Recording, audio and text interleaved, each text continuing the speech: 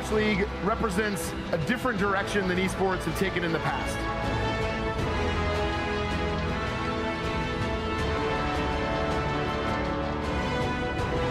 A global community of professionals for a truly global league. All right, welcome back from the break, everybody. I mean, the Houston Outlaws, they're on the point of extinguishing the Dallas Fuel. It's not looking good in this interstate rivalry.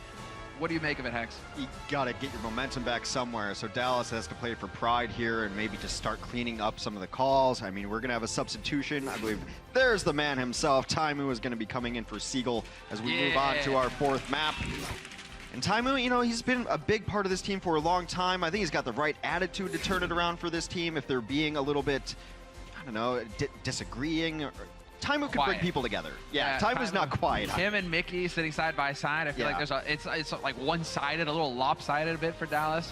We're gonna have Banny back as well. He'll be replacing Boink. And so for the last map here, which will be Eichenwald, we will be getting into it with, I mean, a fairly classic sort of lineup now for Dallas, at least. They're going back to what has worked in the past, at least with Taimu, and he does bring that positivity to the team. Yeah, they need a big dose of PMA, and I think that's a good start for him. But I think if you're a Houston fan, which I know there's some of you out there, you have to be happy that they're not really messing with their starting six right now. I mean, mostly they brought in one in case they had to run a Lucio, but that was it. They're letting their guys play. Maybe some issues with people trying to warm up. Maybe there was a little too much tinkering going on.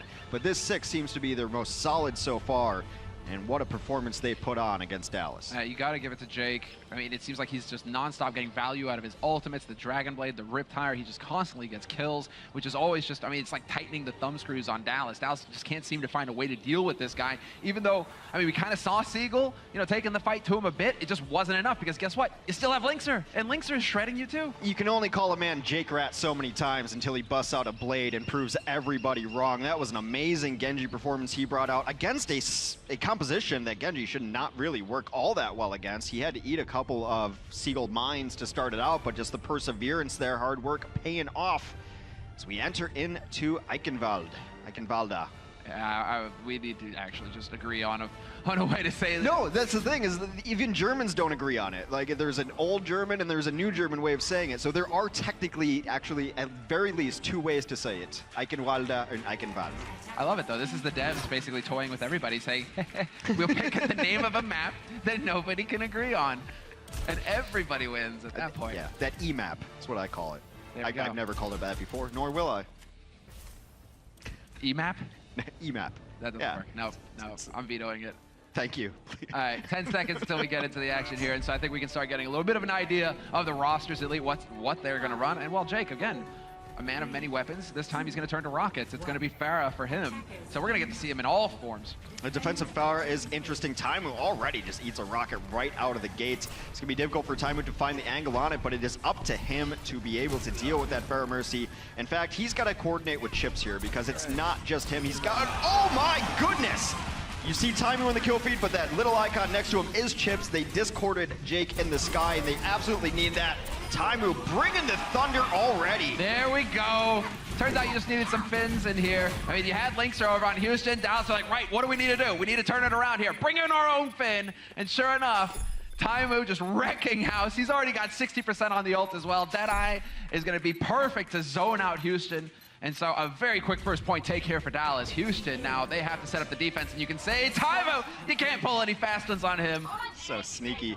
Finland represent, and what's so important to them actually is that Taimu is going to be at 80%. Now Deadeye is not the biggest ultimate in the game, but if you can find the sneaky angle, it's one of the best counters to an ultimating Mercy. So he might just hold it in his pocket until Banny tries to get that Valkyrie mode up and then pick him out of the sky. But it seems like Houston has designs on a very aggressive defense, punished already. There we go.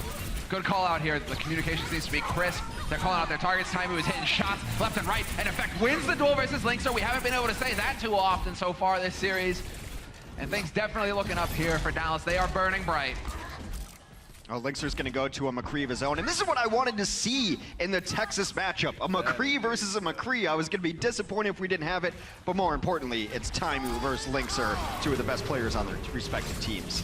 Looking for the squishy targets. And Effect, I thought he dodged it. I thought he got out in the nick of time, but Jake still connects. And Jake with the follow-up manages to get the D-Mech on Mickey. The pressure getting poured on here in Houston. They're doing a fantastic job. And it all took Jake just going back to his faithful rat.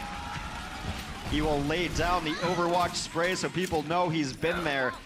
And this is an opportunity for them to completely set up on the defense. Oftentimes on second points of both hybrid and payload maps, you want that momentum driving through. You would love to get second in one foul swoop, because now that the defenders have the height advantage, it can be very difficult to crack them. Just thinking, where is Taimu going to be able to use the Deadeye at this point? If you've got the high ground, all you have to do is fall back, just give an angle. It really will turn into like a zoning ult. So Jake getting damage boosted as well, just doing so much damage in these choke points, and Dallas just trying to find a way. They might rotate all the way around. They might go through house and come out onto the low ground on the other side, meanwhile trying to get a little free push on the cart via their Devo. But yeah, that seems to be the angle they want to take. Instead, they're going to dive onto Jake. Still no kills in this fight just yet. Linkser challenged Mickey, then taken out. Oh, very quick with the Transcendence there, Chipsay, to make sure that Jake couldn't pick anybody off. Keeps his team alive, and both teams actually using their trances, but Jake right back into it, and sure enough, hunts down Chipsay, but Mickey will trade the frag right back.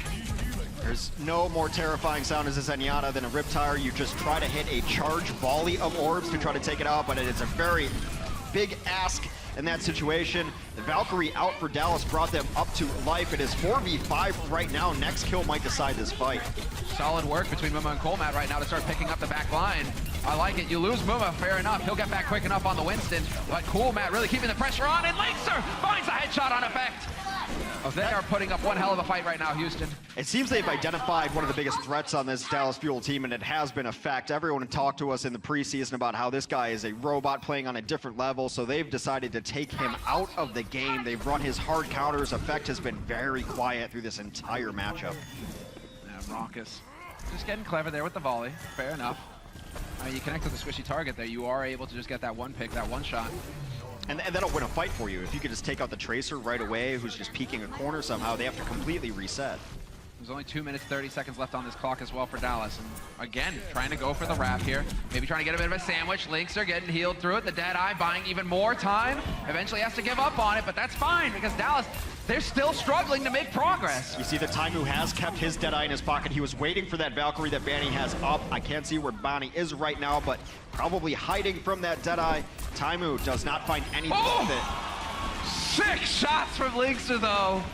All right, I cut you off. Sorry about that. No, that's actually appropriate. That's exactly what you should be talking about.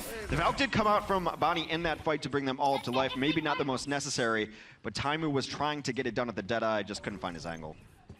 That's one of the things you have to keep in mind when McCree is on the field. It's one of the few ultimates that can actually effectively deal with Valkyrie, dealing that hard punch that you need. His Mercy, of course, just constantly regens HP so quickly when she has her ult burning for 20 seconds, no less. Tyre on the hunt. Jake will get the D-Mech. He actually gets something out of it. How? Patience. Absolutely just patience, just chilling up top. And not only, even if that Tyre gets nothing, it gets them 10 seconds where they can't roll out and they can't do anything. And when the clock is reading 110 on it, that 10 seconds means a lot. There's one res used by Banning, so that's one thing going for Dallas. Both support ults up and running for Dallas as well. And this really has to be the difference maker. Houston Outlaws banning, no Valkyrie. Costa, you have Valkyrie. This needs to be the time where you actually turn it around here. Taimu just hunting for a target right now in midair. Effect is already out of this fight, forcing a very early Valkyrie charge. They have to use it. This is the last good opportunity for Dallas to make any more progress on the point. Taimu's unable to find any angles or any targets at all. How insanely frustrating.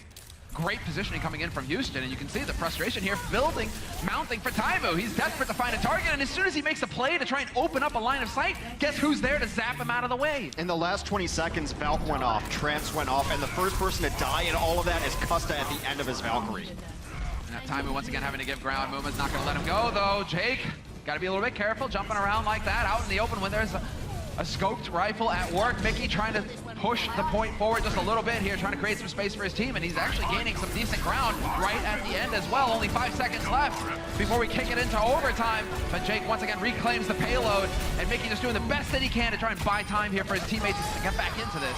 There's going to be a Tyre that could just end this map right now. He's looking for the supports in the back line. It does get taken out by Effect, but it's a zoning Tyre. They're unable to make any more progress. They are stopped before even second point. The Houston Outlaws defense has been impenetrable. Yeah, fantastic stuff. Aware of the sight lines. When Time is trying to make that Widow work, there's nothing more frustrating when you're just like, nobody is showing themselves. You got no targets. You can just see Time just glancing every which way, trying to find somebody to put a bullet through. They didn't get a far enough push that wrapping around the right side through the castle, which they tried on their first couple pushes, is effective enough because you still have to deal with the people up top.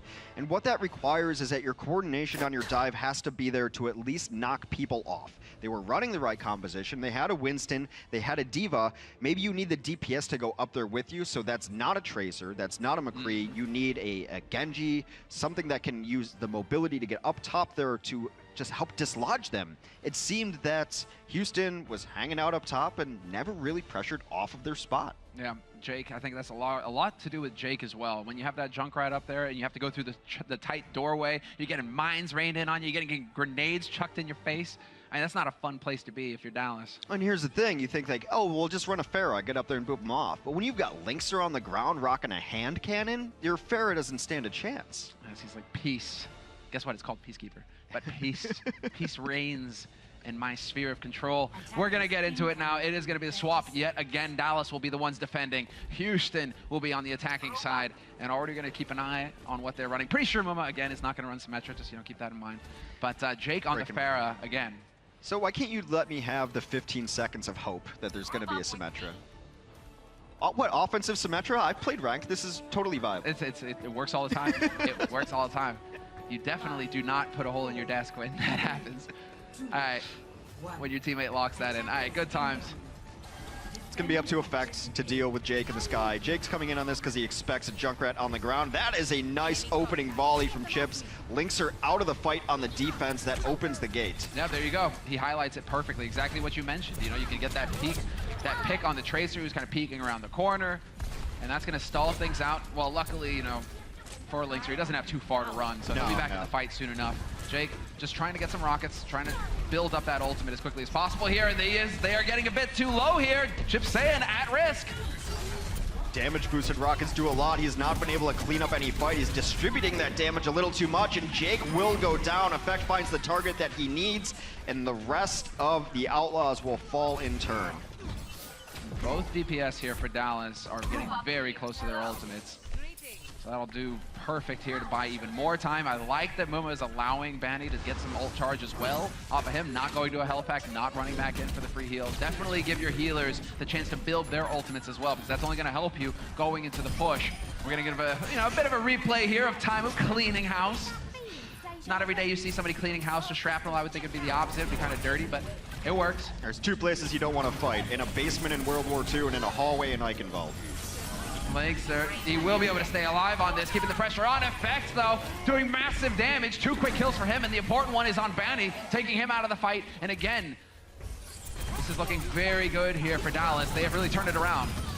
They have. However, there is one very important ultimate that was just used for Dallas and Valkyrie. Custa used his.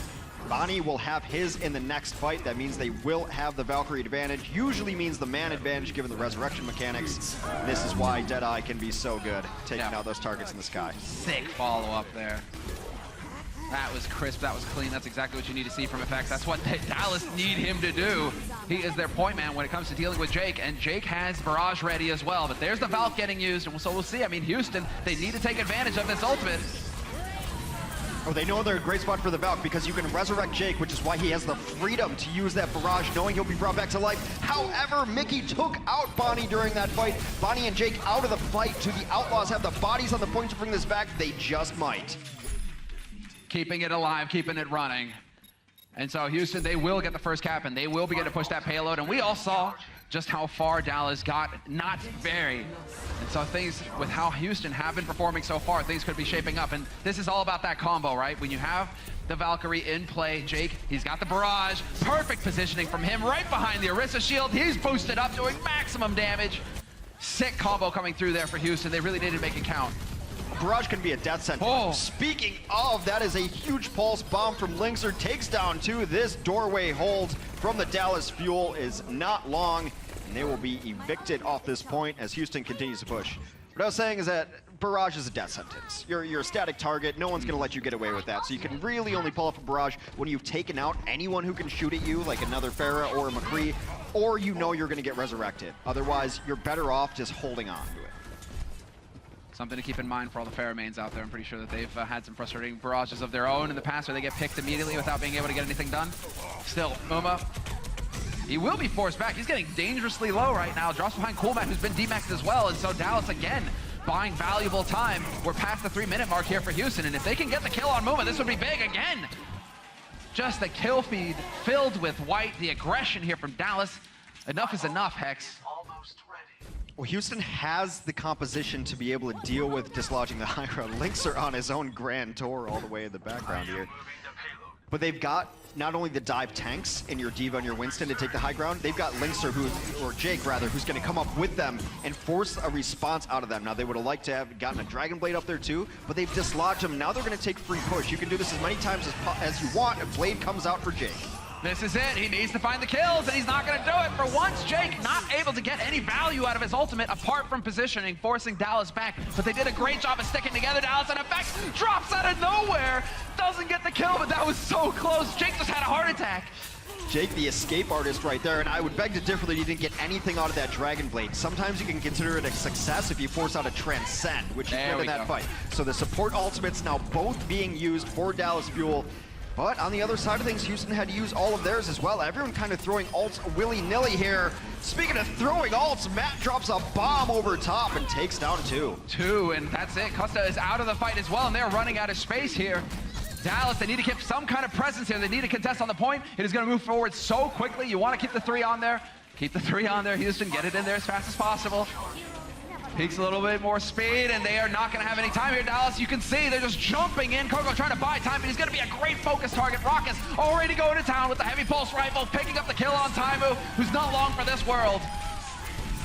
What a luxury to be able to instantly flex onto a third DPS. The caliber of Rockus. He has played more DPS heroes than he has support heroes in the Overwatch League.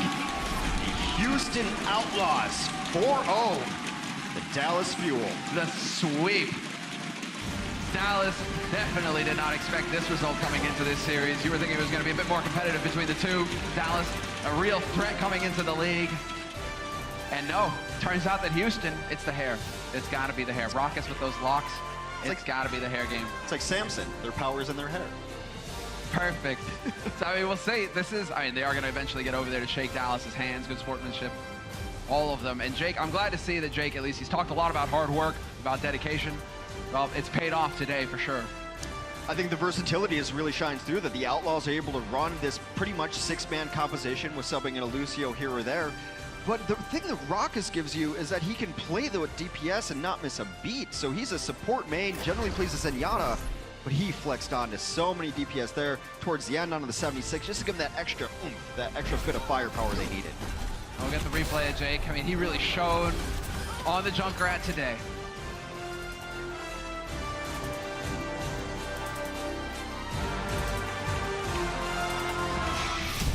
The Overwatch League is brought to you by Intel and Omen.